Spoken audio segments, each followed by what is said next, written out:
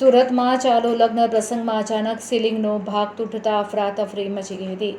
લગ્ન ચાલુ હતા તે દરમિયાન કમ્યુનિટી હોલમાં પોપડા ખરવા લાગ્યા અને નીચે જે મહેમાનો બેઠા હતા તે મહેમાનો ઈજાગ્રસ્ત થયા હતા.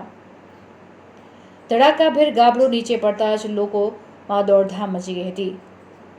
સુરત મહાનગરપાલિકા સંચાલિત આ કમ્યુનિટી હોલ છે, ત્યારે સુરત મહાનગરપાલિકા તંત્ર સામે લોકોએ સવાલ ઉઠાવ્યા હતા અને તંત્ર સામે રોષ વ્યક્ત કર્યો હતો.